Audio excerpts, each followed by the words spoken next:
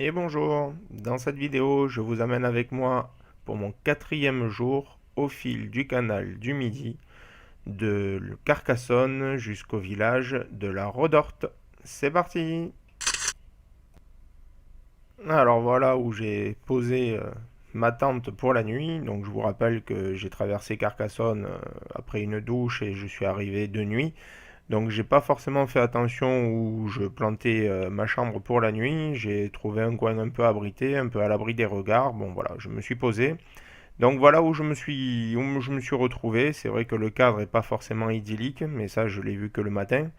Quoi qu'il en soit, la nuit, j'ai pas eu trop de problèmes, ni d'odeur, ni d'animaux. Enfin voilà, c'est sûr que le coin n'était pas idéal, mais finalement la nuit s'est très bien passée.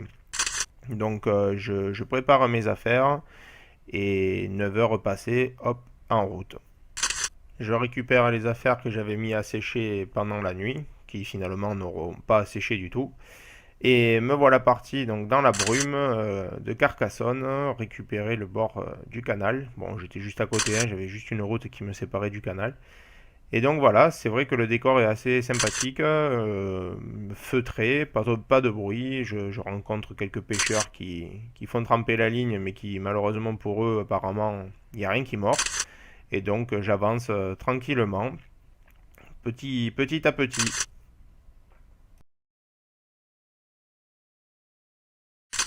Point d'eau, donc comme d'habitude, je fais le plein de ma gourde et je fais une photo pour au cas où pouvoir placer sur la carte l'endroit où un robinet est là et où l'eau est potentiellement accessible. Parce que c'est, comme je vous l'ai dit, c'est pas forcément le cas tout au long du canal. Donc c'est vrai que prendre un point et situer où il y a la possibilité de se ravitailler en eau, je trouvais ça intéressant de le faire. Donc voilà. Donc petit point d'eau, on remplit les gourdes et on repart.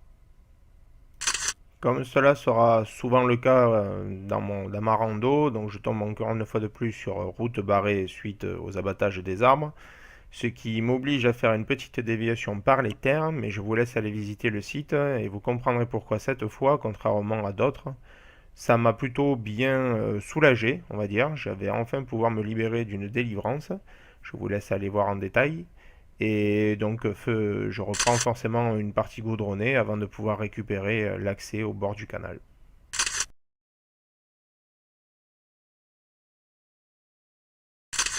J'arrive à l'écluse de l'évêque et là, je pose mon sac le temps de regarder ce bateau qui est magnifique, super propre, tout en bois, enfin vraiment, et alors super long. Je dis super parce que franchement, même l'éclusier m'a dit qu'à quelques mètres près, il pouvait plus passer entre les deux écluses.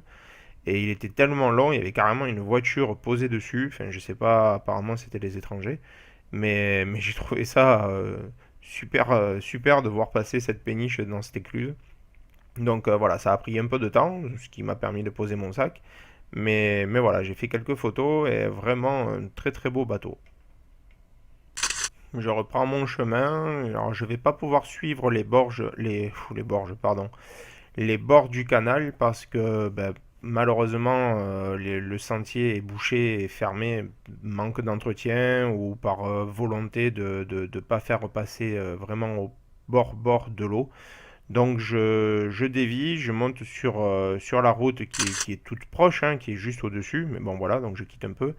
Et je vais à nouveau connaître la définition du mot tout droit. Voilà, parce qu'une fois de plus, ben, c'est tout droit. Alors on continue, tout droit. Heureusement, de temps en temps, il y a quand même un petit virage, léger, mais un virage quand même. Donc là, je tombe sur un panneau qui à nouveau me donne la position où je me trouve et qui m'informe un petit peu sur les essences d'arbres qui sont plantés ou qui seront plantés en remplacement des platanes qui sont abattus tout le long. Donc là, j'arrive à Trèbes, où je passe au milieu d'une place avec des gens qui sont en terrasse. C'est vrai que là, il fait beau. Et je passe une fois de plus pour un Indien dans la ville. Tout le monde me regarde avec mon gros sac à dos sur le dos, ma barbe de quelques jours. Et puis je pense que, bon, voilà. Je devais pas forcément me présenter très très bien, mais bon, c'est rigolo. Donc je continue, je passe sur un point d'eau, j'arrive sur un petit panneau avec un robinet. Donc voilà, comme je vous le savais maintenant, à chaque fois je prends un point d'eau, je le prends en photo et je remplis ma gourde, mon camelback au cas où. Ça me rajoute du poids, mais ouais, ça me garantit d'avoir suffisamment d'eau pour boire ma journée et pour me faire mes repas du soir et du matin. Donc voilà, à chaque fois que j'ai un point d'eau où je peux avoir de l'eau, parce que bon voilà, des points d'eau il y en a, mais avec de l'eau c'est pas forcément. Donc je fais une photo, je remplis et je repars. On m'a dit que c'était comment déjà? Ben tout droit. Mais bon, il y a toujours un petit virage après une ligne droite, c'est déjà bien. Un nouveau point d'eau, donc du coup ben, un nouveau photo. Remplissage de la gourde. Bon là le camelback était déjà plein donc pas besoin. Donc remplissage de la gourde et on continue.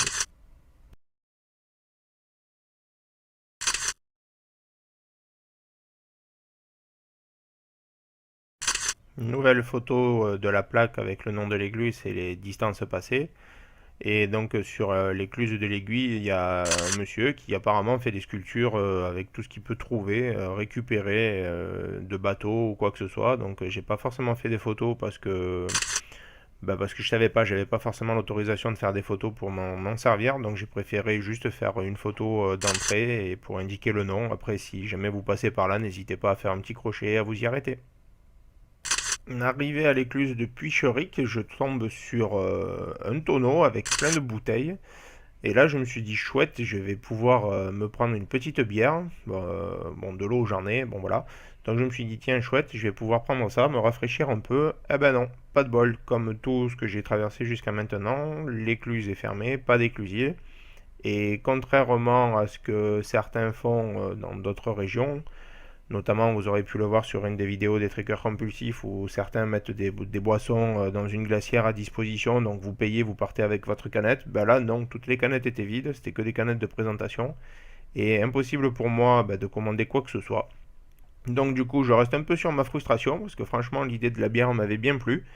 Mais voilà, je repars et je vais, fin de journée faisant, je vais essayer de me trouver un petit coin pour poser, pour passer ma nuit. Chemin faisant, j'aperçois un pont, donc je me dis, ben, chouette, sous le pont il doit y avoir de l'eau, donc je vais pouvoir peut-être éventuellement me tremper, faire un brin de toilette. Mais en fait, non, l'eau n'est pas accessible, je suis beaucoup trop haut par rapport à mes possibilités. Donc je prépare mes affaires, je me prépare pour ma nuit, je me mets au bout d'un champ de vigne. Et voilà, je prépare mon petit plat pour passer ma nuit et me réchauffer avant de me mettre tranquillement dans mon duvet. Et voilà, c'était donc le quatrième jour de ma randonnée au fil du canal du Midi. Si jamais vous avez aimé, ben, comme d'habitude, n'hésitez pas à vous abonner à la chaîne, à mettre un petit pouce. Si vous n'avez pas aimé, ou n'hésitez pas à me laisser un commentaire pour me dire pourquoi, que je puisse arranger et modifier ma façon de faire. Et donc je vous invite à revenir très prochainement pour voir la vidéo numéro 5 suite de ma randonnée. Merci, à bientôt.